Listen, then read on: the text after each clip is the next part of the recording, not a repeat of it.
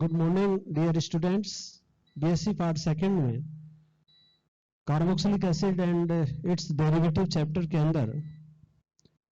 पिछली जो online class में अपन ने देखा था सिट्रिक एसिड,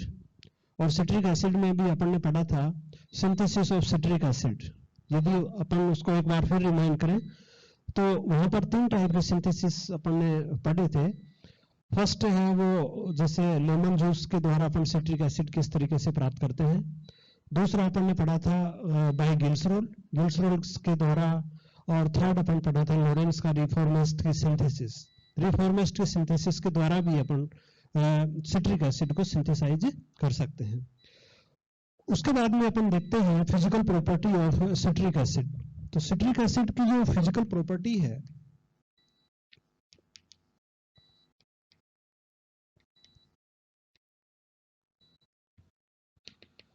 फिजिकल प्रॉपर्टी में देखते हैं कि जो सिट्रिक एसिड है वो मोनोहाइड्रेट होता है, और मोनोहाइड्रेट होता है तो जब और इसका जो मेल्टिंग पॉइंट होता है सिट्रिक एसिड का वो होता है 101 डिग्री सेंटीग्रेड। और जब इसको अपन 130 डिग्री सेंटीग्रेड के ऊपर गर्म करते हैं तो इसका जो मोनोहाइड्रेट है H2O मॉलिक्यूल्स है वो वहां से निकल जाता है और अपने को अनहाइड्रेट सिट्रिक एसिड प्राप्त होता है। और जब इनको 153 डिग्री सेंटीग्रेड के ऊपर अपन इसका गर्म करते हैं तो सिट्रिक एसिड है वो जो अनहाइड्रेट सिट्रिक एसिड होता है उसका जो मेल्टिंग पॉइंट होता है वो 153 डिग्री सेंटीग्रेड होता है। इसके अलावा सिट्रिक एसिड है जैसे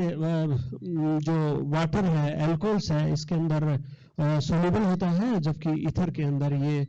मोस्टली इनसोल्यूबल होता है। तो इस तरीके से अपन सिट्रिक एसिड के मेल्टिंग पॉइंट और इसकी सोल्युबिलिटी के आधार पर अपन इसकी फिजिकल प्रॉपर्टी को समझ सकते हैं, जान सकते हैं। उसके बाद में आप देखते हैं इसकी केमिकल रिएक्शंस। तो देखिए केमिकल रिएक्शन में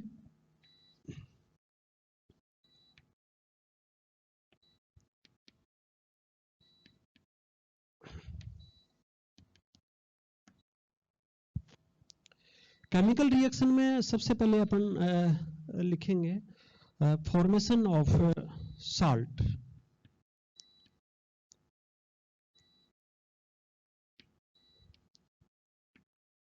formation of salt, formation of salt है जैसे आप जानते हो कि सिट्रिक एसिड है जो एक एसिड है, और इसकी रिएक्शन यदि आप बेस के साथ में करवाते हैं तो ये एक वेल नोन रिएक्शन है कि जो एसिड और बेस आपस में रिएक्शन करके साल्ट फॉर्मेशन करते हैं और H2O मॉलिक्यूल्स है वो वहां से निकलता है। तो यहाँ सिट्रिक एसिड की रिएक्शन भी यदि आप जैसे NaOH के साथ में करवाते हैं या KOH के साथ में करवाते हैं तो यहाँ पर भी आपको तीन टाइप से जो सिट्रिक जो सोडियम या पोटेशियम साल्ट है वो तीन टाइप से आपको प्राप्त होते हैं। जैसे आप लोग समझ सकते हैं CH2CO Na, यहाँ पर CHOH COH और यहाँ पर CH2COOH। तो यहाँ पर ये मोनोसोडियम, यहाँ पर मोनोसोडियम साल्ट फॉर्मेशन होता है। इसी तरीके से CH2CO Na+ और यहाँ पर CHOH COH और CH2CO Na+, यहाँ पर डाइसोडियम साल्ट का फॉर्मेशन होता है, और इधर CH2CO Na+, CHOH CO Na+ और CH2CO Na+, और इस तरीके से ट्राइसोडियम साल्ट का फॉर्मेशन भी होता है। तो आप यहाँ पर देख रहे हो कि यहाँ पर जो सिट्रिक एसिड होता है उस सिट्रिक एसिड के अंदर तीन कार्बोक्सिलिक ग्रुप होते हैं, और तीन कार्बोक्सिलिक ग्रुप होते हैं तो उसी टाइप से अपने को थ्री टाइप से साल्ट बनते हैं। यदि एक कार्बोक्सिलिक एसिड रिएक्ट करता है बेस के साथ में तो यहाँ पर मोनोसोडियम साल्ट का फॉर्मेशन होता है, यदि दो करते हैं तो डाइसोडियम का, और यदि तीन ही करते हैं तो अपने को ट्राइसोडियम साल्ट प्राप्त होते हैं। तो इस तरीके से आपको तीन प्रकार के लवण प्राप्त होते हैं यदि सिट्रिक एसिड की रिएक्शन आप सोडियम के साथ में करवाते हैं या फिर पोटेशियम के साथ में करवाते हैं तो उसी तरीके से आपको करेस्पॉन्डिंग सोडियम या पोटेशियम साल्ट का फॉर्मेशन होता है। ठीक है, तो इस तरीके से आप साल्ट फॉर्मेशन यहाँ पर देख सकते हैं। इसके अलावा यहाँ पर यदि अपन एस्टर फॉर्मेशन देखें तो यहाँ पर देखिए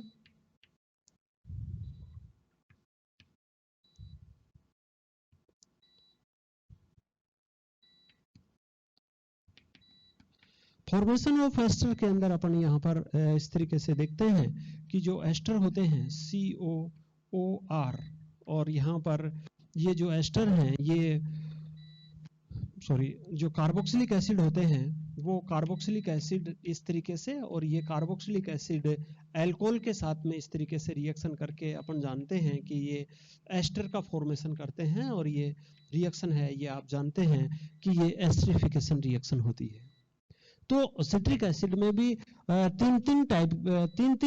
कार्बोक्सिलिक एसिड होते हैं। तो ये कार्बोक्सिलिक एसिड भी जनरली एथिल अल्कोहल और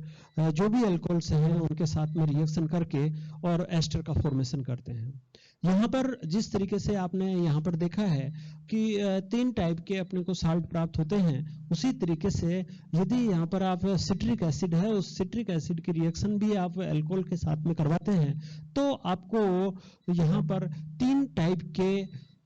एस्टर का फॉर्मेशन होता है, और 3 टाइप के एस्टर का फॉर्मेशन होगा जिसके अंदर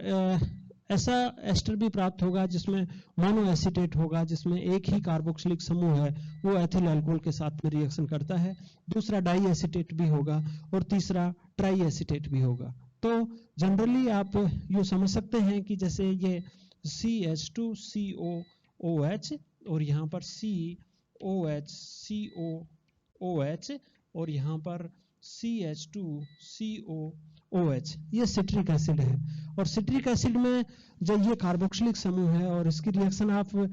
किसी अल्कोहल से करवाते हैं, एथिल अल्कोहल से करवाते हैं, तो यहाँ पर यदि एक कार्बोक्सिलिक एसिड रिएक्ट करता है तो वहाँ पर आपको मोनो एसीटेट प्राप्त होता है, और इसी तरीके से यहाँ पर एक प्राप्त होता है तो यहाँ पर मोनो एसीटेट प्राप्त होगा C2H5। और यदि 2 करते हैं तो यहाँ पर आप देख रहे हो कि इस तरीके से C2H5 और यहाँ पर COH और यहाँ पर CH2COO C2H5, तो यहाँ पर डाई एस्टर आपको प्राप्त हो रहे हैं। उसी तरीके से यहाँ पर यदि यहाँ पर तीनों ही इस तरीके से एस्टर फॉर्मेशन करते हैं तो तीनों ही एस्टर फॉर्मेशन करेंगे तो यहाँ पर इसी तरीके से ट्राई एसीटेट प्राप्त होंगे, और ये ट्राई एसीटेट इस तरीके से होंगे। तो देखिए सिट्रिक एसिड है वो अल्कोहल के साथ में रिएक्शन करके 3 टाइप के एस्टर करता है यहाँ पर, जैसे ये एस्टर है, ये एस्टर है और ये एस्टर है। जिस तरीके से 3 टाइप से साल्ट फॉर्मेशन करता है उसी तरीके से 3 टाइप से ही यहाँ पर एस्टर फॉर्मेशन करता है। तो इस तरीके से अपन एस्टरिफिकेशन की जो रिएक्शन है सिट्रिक एसिड की उसको भी अपन इस तरीके से स्टडी कर सकते हैं। उसके बाद में इसकी जो नेक्स्ट रिएक्शन है उस नेक्स्ट रिएक्शन में अपन देखते हैं एसाइलेशन। एसाइलेशन यहाँ पर एसाइलेशन का जो फंडामेंटल है कि किस तरीके से यहाँ पर एसाइलेशन होता है, तो यहाँ पर भी अपन देखते हैं कि एसाइलेशन में भी यदि कोई अल्कोहलिक ग्रुप होता है किसी कंपाउंड्स में, जैसे अल्कोहल है और इसकी अभिक्रिया आप एसिटिल क्लोराइड के साथ में करवाते हैं, तो एसिटिल क्लोराइड के साथ में करवाएंगे तो यहाँ पर OCO-CH3 इस तरीके से अपने को यहाँ पर एसिटिल ये इस तरीके से अपने को एस्टर प्राप्त होते हैं। तो यहाँ पर आप देख रहे हो इस तरीके से जो एसिटिल क्लोराइड है वो एसिटिल क्लोराइड के द्वारा भी अपन एसाइलेशन करवा सकते हैं, और उस एसाइलेशन के द्वारा अपन ये जो कंपाउंड है उसका अपन आगे अपन फर्दर रिएक्शन करवा सकते हैं। तो इसी तरीके से सिट्रिक एसिड है। सिट्रिक एसिड में भी आप जानते हैं कि सिट्रिक एसिड की यदि आप स्ट्रक्चर्स को यूं देखें तो CH2COH और यहाँ पर ये OH और ये COOH और यहाँ पर CH2COOH। और यदि इसकी रिएक्शन आप एसिटिल क्लोराइड या एसिटिल एनहाइड्राइड के साथ में करवाते हैं तो आप यहाँ पर देखेंगे कि जो सिट्रिक एसिड होता है उस सिट्रिक एसिड में एक OH ग्रुप है, और ये जो OH ग्रुप है ये एसिटिल क्लोराइड के साथ में, जिस तरीके से यहाँ पर ये OH ग्रुप है, ये एसिटिल क्लोराइड के साथ में रिएक्शन करके इस तरीके से यहाँ पर OCOCH3 एसिटिल समूह बना रहा है। तो यहाँ पर भी इसकी रिएक्शन होगी तो यहाँ से HCl का रिमूव होगा और यहाँ पर ये CH2COH, यहाँ पर C और यहाँ पर आएगा COCH3 और यहाँ पर COH और यहाँ पर CH2COOH। तो इस तरीके से यहाँ पर एसिटिलीकरण के द्वारा ये इस तरीके से प्रोडक्ट है उसका फॉर्मेशन होता है। तो आप यहाँ पर सिट्रिक एसिड है उसकी एसाइलेशन रिएक्शन देख रहे हैं, और उस एसाइलेशन रिएक्शन में आप जो एक कंक्लूजन निकाल सकते हैं कि यहाँ पर जो सिट्रिक एसिड है जिसमें जो अल्कोहल समूह है वो एसिटिल क्लोराइड के साथ में रिएक्शन करता है और केवल जो OH समूह है वो OCOCH3 समूह में चेंज हो जाता है। तो इस तरीके से ये एक एसाइलेशन रिएक्शन है, उस एसाइलेशन रिएक्शन को आप इस तरीके से रिप्रेजेंट लिख सकते हैं, रिप्रेजेंट कर सकते हैं, और इसको अपन इस रिएक्शन को इस तरीके से समझ भी सकते हैं।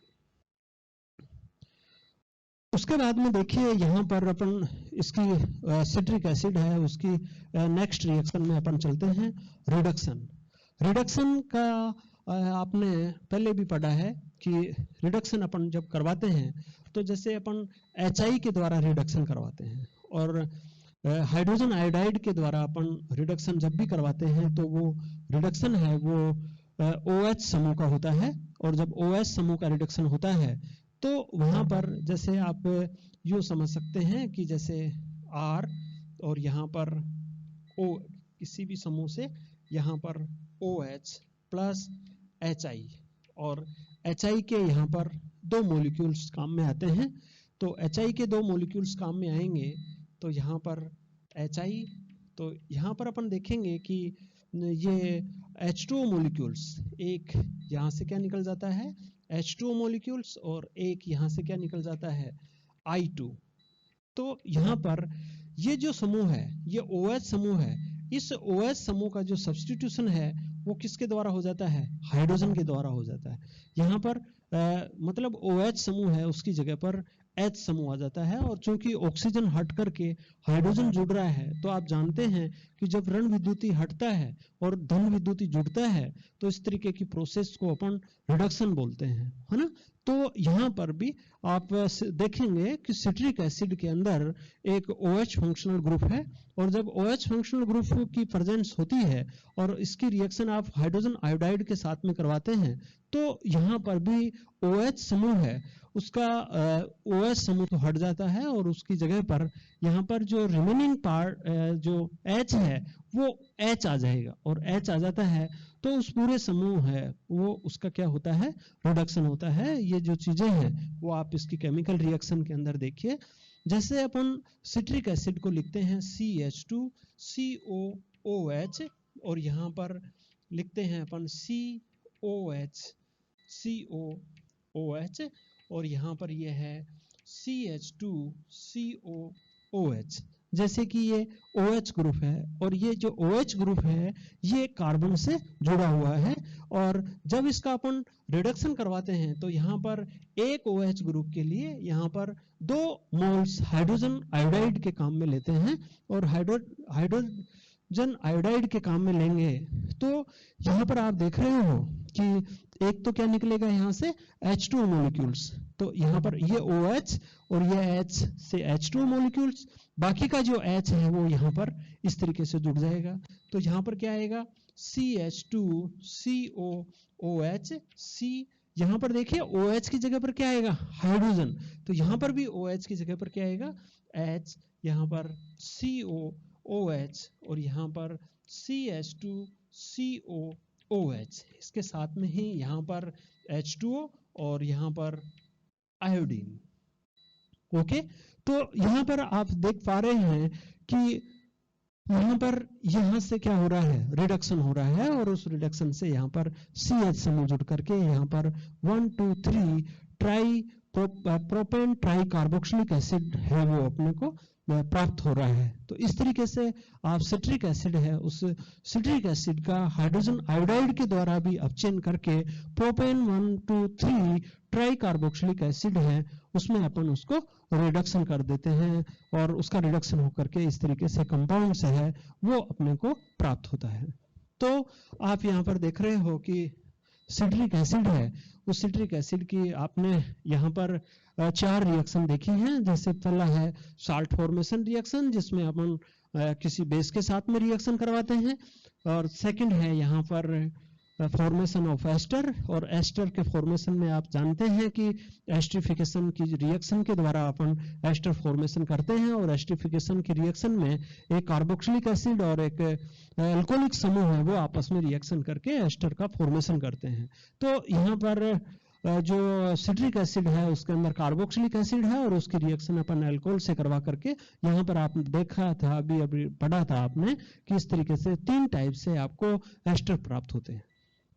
थर्ड आप यहाँ पर देख रहे थे एसाइलेशन। तो एसाइलेशन के अंदर भी OH जो ग्रुप है वो पार्टिसिपेट्स करता है, और OH ग्रुप पार्टिसिपेट्स करता है तो यहाँ पर भी OH समूह का एसाइलेशन होकर के OCOCH3 समूह में वो चेंज हो जाता है। और फोर्थ आपने देखा रिडक्शन। तो रिडक्शन में अपन हाइड्रोजन आयोडाइड के द्वारा रिडक्शन करवा करके और अपन ट्राई कार्बोक्सिलिक एसिड को प्राप्त करते हैं। तो इस तरीके से सिट्रिक एसिड की ये केमिकल रिएक्शन है, और सिट्रिक एसिड का ये केमिकल प्रॉपर्टीज हैं जिसके द्वारा अपन सिट्रिक एसिड की डिफरेंट टाइप के केमिकल्स के साथ में जो रिएक्शन है उन रिएक्शन की अपन स्टडी कर सकते हैं। ओके, तो मुझे आशा है कि आपको समझ में आया होगा। आप इसे पढ़ते रहें नेक्स्ट वीडियो तक। थैंक्स।